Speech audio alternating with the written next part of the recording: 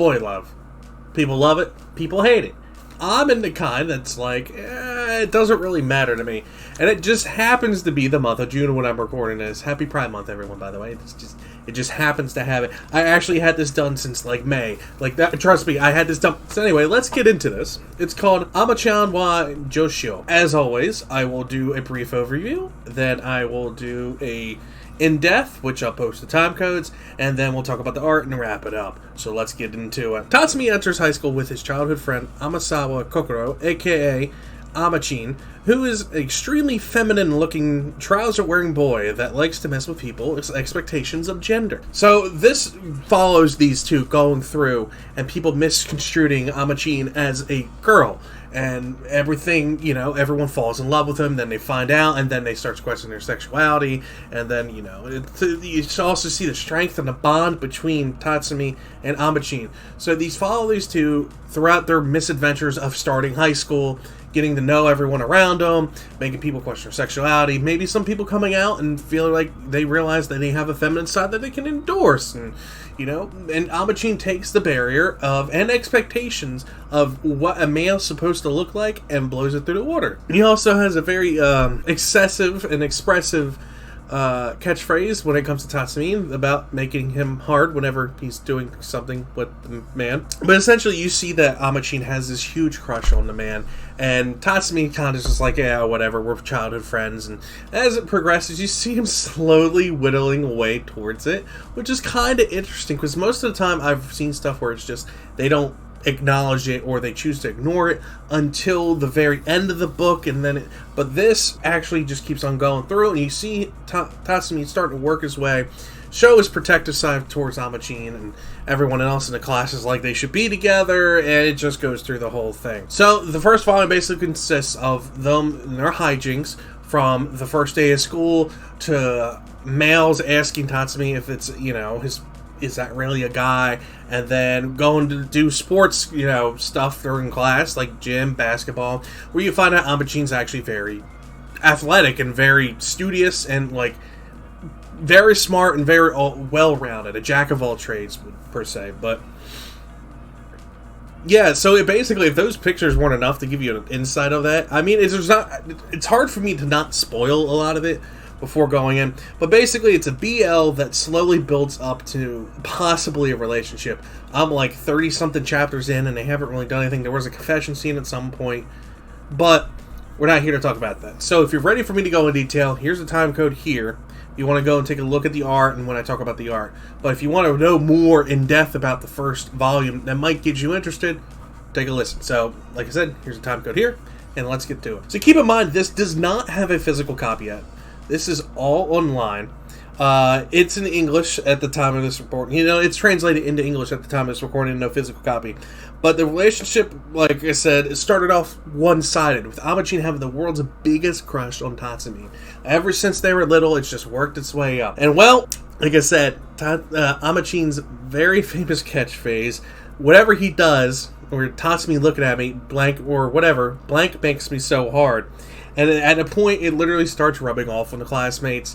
And a lot of people started confessing to Amachin on the first day that they were there.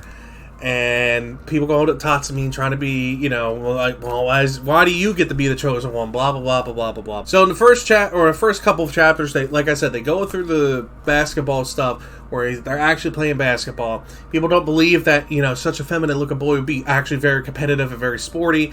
Well, little did they know they get blown away. And same thing rolls over to, like, the class. They didn't think, you know, he'd be cold-hearted to some people and stuff like that. Especially if they make fun of Tatsumi or if they make some snide remark about Tatsumi. He gets really cold-hearted really, really fast. And I will say, though, Amachin does have a very good sense of fashion. And I believe, I don't remember if it's in this volume or the next volume, but it addresses the fact that his mother is a fashion designer, and she bases they're very famous, like, fashion designers, and they base off the fashion of that season off of what Amachin likes, and it sells like crazy. Amachin has an in-tune sense of what girls would like, as well as feminine boys. So they make money off of him, and he accepts it. So he wears the new clothing line, always changing his outfits, and that's one of the things I really like. It's not always the same outfit. They're constantly changing the outfits of all the characters around. Of course, they have, you know, the standard school uniform, but when they get outside the school, it's new outfit here, new outfit there, you know, new casual clothing here, this, that, and the third. So it's very nice. And it's also interesting to see him interact with other people outside of school. So like when they go into public, or they're waiting to go meet up with each other, or if they're sitting at the Denny's or whatever they call it in the book, you see him just acting like a girl, you know, just blown to total like social norms. And it's very interesting in that retrospect. It brings up a lot of things of what people expect from people depending on how they look or what gender they are. And this book has been blowing those social norms out of the water, which I find very interesting. Side note, I will be mentioning another manga, like sometime next week, about said thing with people with disabilities. Keep tuned with that. So in that regard, this is a very good, nice BL. It's very pretty and so on and so forth, but we're about to talk about the art, which will keep showing up. So the art style is very interesting to me because it does the fade away a little bit. If the background's not important, you know, it won't have detail. That's how it starts off, but as it goes on, the background gets more and more detailed because they start interacting with more and more of the backstory. For example, in the art club, which is in the first chapter, and I believe in the first volume, Tatsumi's in there painting. And compared to the first chapter and to that chapter, the whole art room is very detailed. It's very, like, in tune, every little nitpick. It's very, very good detailed background, which is very interesting. Same with the outfit choices. The outfits are super detailed. You can see the curls in it, the fluffs, the poofs, everything you can think of in the outfits that Amachin wears. It stands out. And same for Tatsumi, because at one point later on he gets into another outfit, which I don't want to spoil, but it's very detailed and it's very to par with the standards that I'm throwing out here, which I really think you guys would be very interested in. And I mean, I've been showing these pictures left and right, and I mean, if that's not enough to get you like look at it, I mean, I can get you more, but like I said, it's only online, which they probably said in the other thing, but this is only online at the time of recording, so there's no physical, but when it gets physical, I'll probably end up picking it up. And if this manga was colored, oh my word, it would be so beautiful. They did a couple of colored panels later on in like the later volumes. I think we're on volume 6 online, I think it is. They did a couple like colored ones. Oh my word.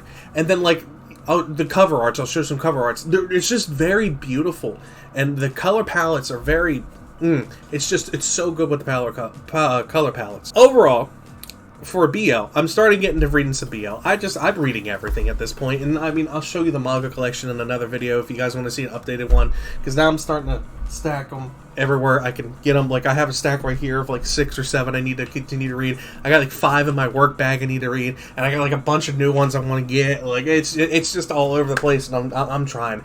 I'm really trying here, guys. But I'm definitely picking this up when it comes out. And I know everyone's like, you only review stuff that you like. Well, it's just how it is.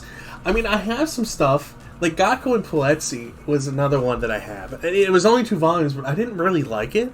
But it was only a 2-volume series, so I have it. And there's some couple other ones, like Chronicles of Aristocrat was kind of forgettable, which I need, like I said, I still have yet to pick up volumes 2 and 3, so I can't make an official judgment on it, which I'll make on stream at some point. But I throw some ideas. If you don't like what me being positive about the manga I read, give me some ideas, or throw me some titles that you find bad. But that's beside the point. Back to this. This is a decent BL that I've read, and I've read a couple. Another one that, it's not as bloody as Banana Fish, but I would say the relationship standards are kind of like Banana Fish. I don't know, I might be talking out of my ass, but you know, that's how I view it. But overall, I say go pick this up, or go read it online. It's free online, you can find it.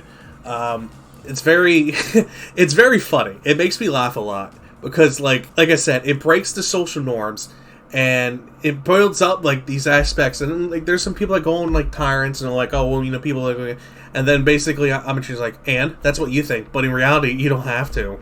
I mean, look at all these, and they show different idols that are actually cross-dressed and so on. It's very intuitive of how to break the social norm and the reality and the expectation comparison. It's very good. So let me know what you guys think. I have more stuff coming on the way. Let me know what you think about Eli's editing. Not this video, this is mine, my crappy editing. But let me know what you think of Eli's editing, and we'll go from there. So until next time, I'll catch you later. Bye-bye!